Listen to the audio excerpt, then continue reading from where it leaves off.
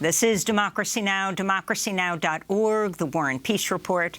I'm Amy Goodman in New York, joined by Democracy Now! Co-host Juan Gonzalez in New Brunswick, New Jersey. Hi, Juan. Hi, Amy, and welcome to all of our listeners and viewers across the country and around the world. We begin today in Afghanistan, where humanitarian and economic conditions are rapidly deteriorating.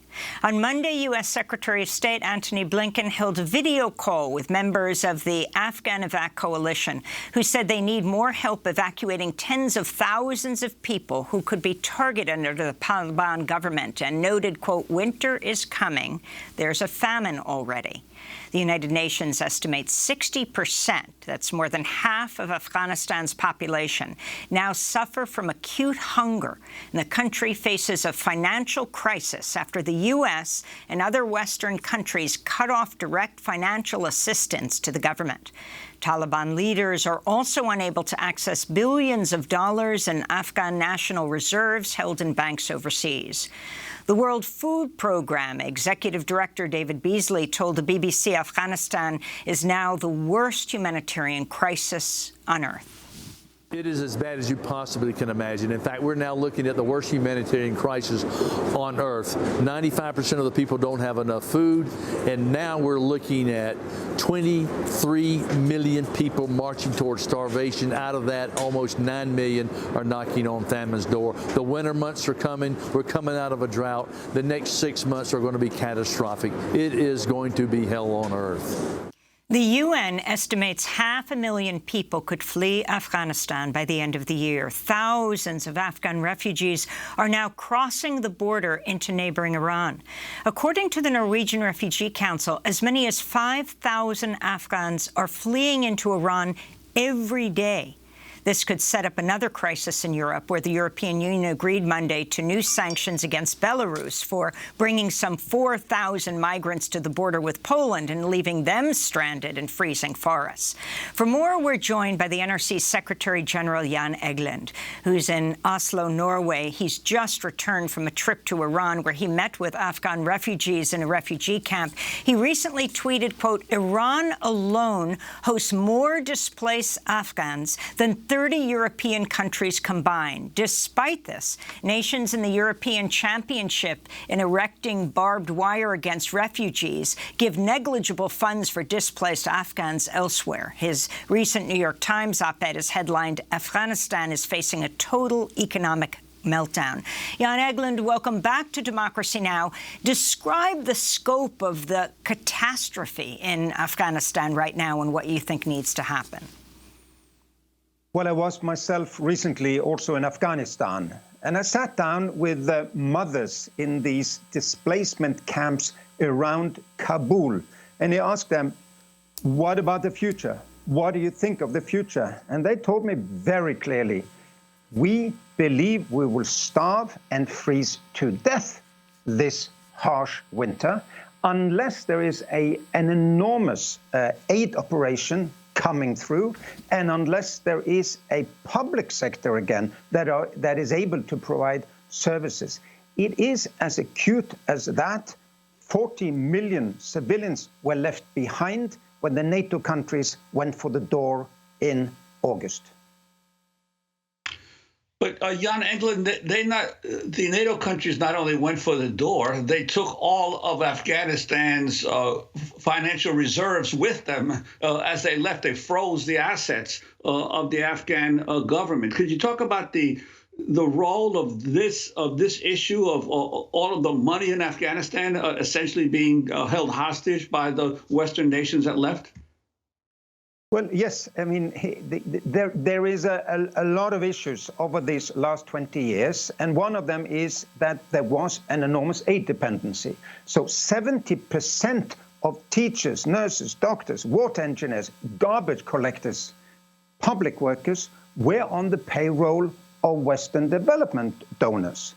That was cut overnight. So I met teachers who were eager to restart girls' education and boys' education. They hadn't been paid since May. The banks are paralyzed because of the freezing of assets. So we, NRC, Norwegian Refugee Council, cannot transfer money to our colleagues in Kabul through the local bank system, nor even extract money there to pay salaries for our 2,000 aid workers that did not go for the door, who are there to stay and deliver because of this freezing of the economy. Of course, the Taliban has an enormous responsibility for good governance in the place that they took over. But I sincerely believe the NATO countries mustn't forget they left behind 40 million people. And also, could you talk about the role of Iran and Pakistan, which have basically shouldered an enormous refugee population, estimates of 3 million Afghans in Iran alone, and the failure of, again, the West to assist these countries in their efforts to assist the refugees? Yes, indeed. I mean, 90% of Afghan refugees, and there are many millions of them, accumulated over 40 years of fighting since the Soviet invasion in Afghanistan 40 years ago. The 90% of these refugees are in two countries, Iran and in Pakistan. They are not in Europe. They're not in North America. They are not in the rich countries. They are in these two neighboring countries. And in Iran, where I was, refugees are given education and healthcare and so on, but the Iranian host communities are not getting much international assistance at all.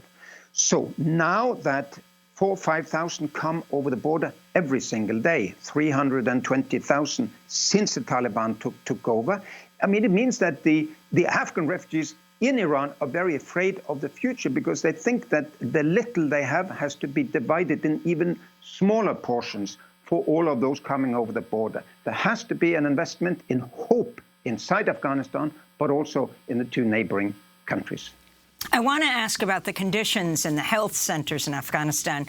This is an excerpt from a France 24 program which features Hasibullah Barakzai, an administrator at a hospital in Kabul, where patients have to buy their own medicine, gloves, and syringes. The clip begins with Masoud, a nurse in the hospital. You see, we don't have any medicine here. We used to have antibiotics, painkillers, and vitamins here, but it's empty now. In this cupboard, we had medicine for heart patients. Now we don't even have a tablet left. This water cooler doesn't work anymore. Look, we don't even have water to wash our hands. We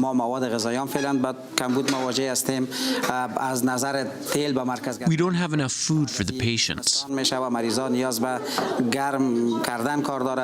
Winter is here, and we don't have enough fuel for the heating system. Afghanistan was already suffering from decades of war, drought, and economic collapse prior to the Taliban takeover. But now UN officials have been warning of a much worse humanitarian crisis in the country, with 23 million people facing hunger and 9 million on the brink of starvation. Children are bearing the brunt of the crisis. The UN warned that if urgent humanitarian assistance isn't provided, more than 1 million children will die from malnutrition. The BBC spoke to a mother whose 2 severely malnourished children were hospitalized. The pain that he's suffering, I also feel it. Only God knows what I go through when I look at him.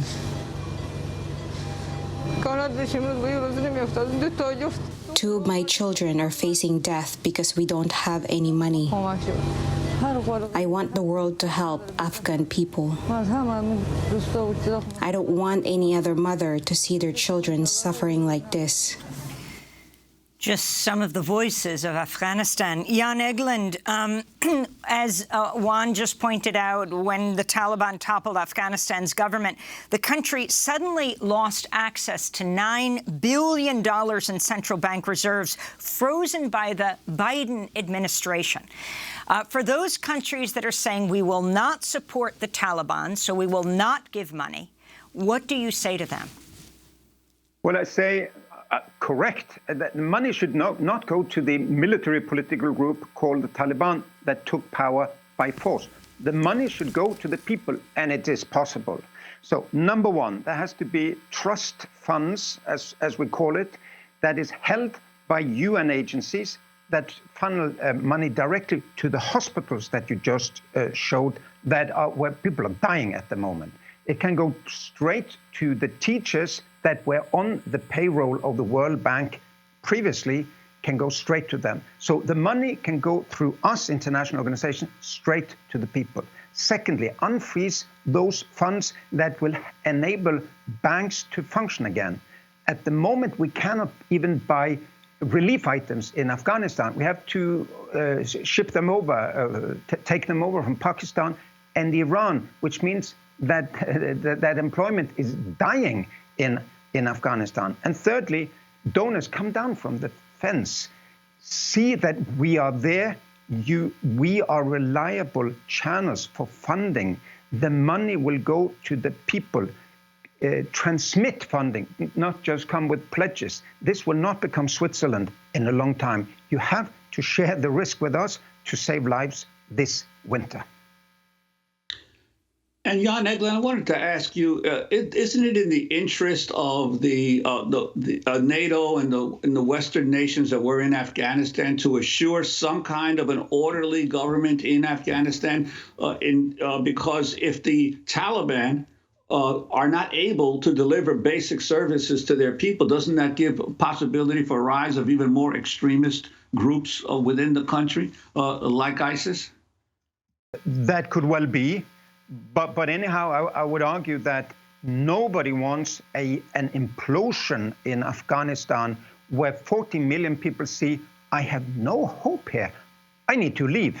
I mean, it would go that people would then use the neighboring countries as a segue, a channel to go elsewhere, including to Europe, where we have worked ourselves up in a hysteria for a very few thousand migrants on the Polish-EU border. Hundreds of thousands have now assembled at the Iranian-Afghan border on the Afghan side with the intent to get over. Iranian refugees I spoke to said all our relatives have started to wander. They want to come to Iran and they want to wander towards Europe. So it is in everybody's interest to stabilize things in Afghanistan. And I just listed the three things that can be done. It's not rocket science. It has to happen tomorrow. We have no time really before the massive death starts. I'd like to turn to Hassan Esfandiar of the Iranian Red Crescent, who spoke to Al Jazeera about the difficulties of providing assistance to the thousands of Afghans you just described arriving at the border every day.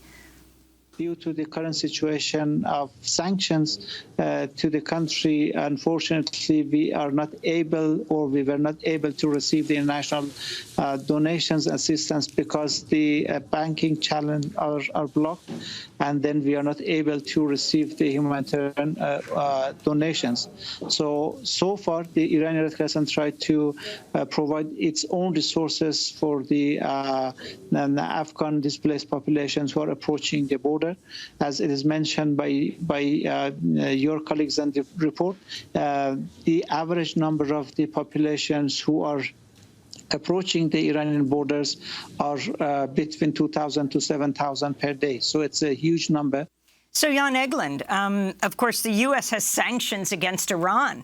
So how can Iran be helped in dealing with this number of refugees that are crossing the border, 4,000 or 5,000 every day? What's getting the West's attention is what's happening in Eastern Europe. Earlier today, Polish border guards firing tear gas, water cannons at hundreds of asylum seekers trying to push their way through razor wire barrier erected along the Poland-Belarus border. That's 4,000 to 5,000 refugees there altogether. What's happening in Iran is every day. So if you could address both, from Iran to Poland-Belarus border.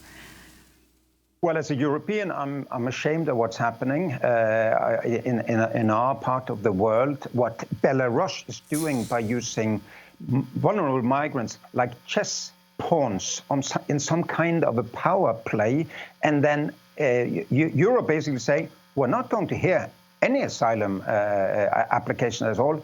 In violation of international law, we're going to throw everybody out. And then migrants in some kind of a stalemate with the army on either side wanting them to go in opposing directions.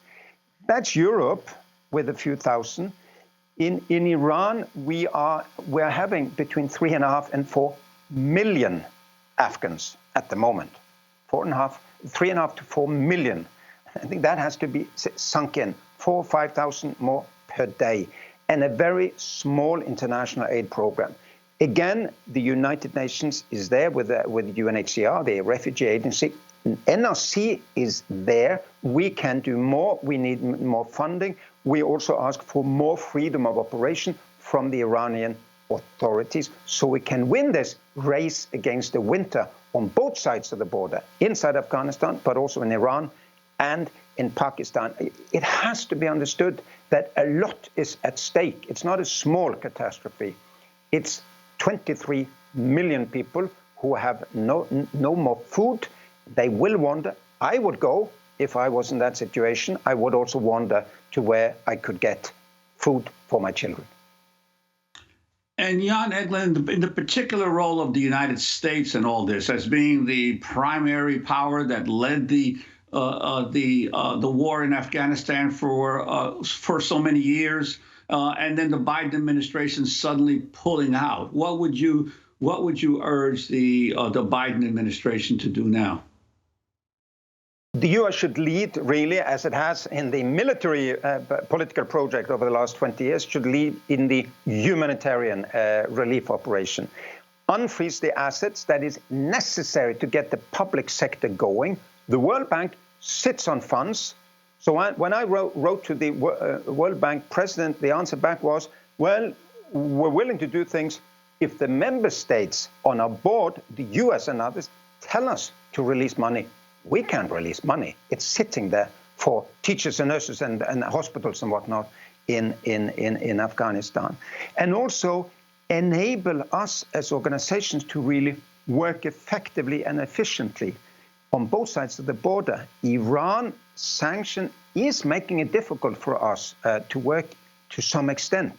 And Norwegian Refugee Council couldn't even transfer money for a full year after the Trump administration started these sanctions, because there was no bank with a backbone strong enough to transfer aid money to our people, because they were so afraid of one day coming in court in New York because of a potential break of these sanctions. It is a paralyzing for us who are on the front lines of humanity. Jan Egeland, the UN Climate Summit just wrapped up in Glasgow with a significantly weakened pact that activists, scientists, many governments say falls far short of what's needed to avert a climate catastrophe. You tweeted, "This deal is better than no deal, but far from achieving climate justice and avert disaster displacements. There are too many carbon-spewing spoilers among the negotiators. The fight must now be taken to each and every big polluter." Name names. Talk specifically about what has to be done and how the climate catastrophe generates climate refugees. Well, I would start actually by going to those who intend to burn a lot of coal now. That will lead to, in Afghanistan and Iran that we're talking about, have both massive droughts at the moment. It is climate change fueled. So really, it's the major industrialized nations that has to do most, including China and now India, that are carbon spewing and plan to spew out much more carbon in the coming years. We have to call a spade a spade. Look at where the emissions comes from, and all has to come dramatically down. Afghans, they emit nothing really, and they are the first to starve because of this. The economic chaos and the droughts have created chaos in Afghanistan. Same in the Sahel belt. I was in places like Burkina Faso and Niger and so on, and you see how vulnerable they are. They haven't emitted anything really in recent decades, and they are first and hardest hit. Jan Egeland, we want to thank you for being with us, Secretary General of the Norwegian Refugee Council. We'll link to your piece in the New York Times. Afghanistan is facing a total economic meltdown. Speaking to us from Oslo, Norway.